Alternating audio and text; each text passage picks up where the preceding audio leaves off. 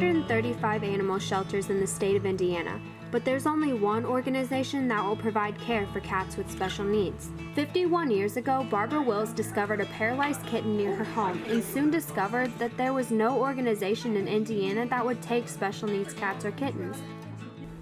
Back then they had some dog groups that would take, dogs and puppies like that, but there wasn't anywhere for cats to go because the mindset was pretty much, well, cats are a dime a dozen, who cares? Feeling at a loss, she began her own nonprofit sanctuary in Indianapolis. Barbara says many people don't realize that most small shelters and rescues aren't set up to take from the public.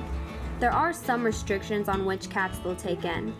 Cats Haven generally deals with cats that are cerebellums, blind, have Down syndrome, shelter traumatization, organ failures, or some other major disability. Not every cat ends up staying with them though.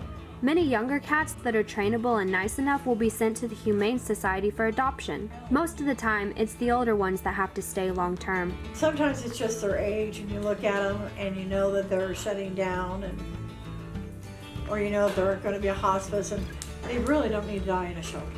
It's definitely not easy to run the sanctuary. There's a lot of manual labor that happens every day, but a lot of the dirty work that has to be done is the most important.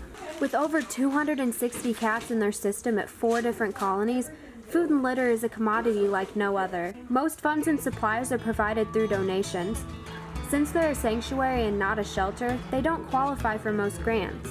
At this facility alone, they go through 3 20-pound bags of cat chow, 7 cases of wet food, and 200 to 300 pounds of litter each week, not including some of the specialty food that some cats need. With so many items to store, they have to get crafty with storage space. There's a garage and an overflow shed, but most everything is stored wherever space is found in the building. There are many perks to working at this organization. Being around these furry friends every day seems like a dream, but it's definitely not always easy to see their struggle. Most of our cats are like hospice cats, meaning that they would be probably euthanized if we weren't here. And so probably the hardest part is just seeing how, how bad some of them have it. But don't be fooled.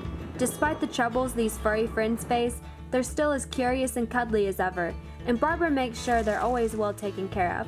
With 3 floors and an outdoor enclosure, they have tons of space to explore and play. Barbara spent a lot of time finding the perfect location for these 4-legged felines.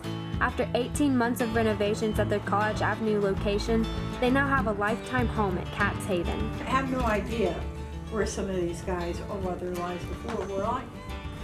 I feel more comfortable knowing that the cats have a house now.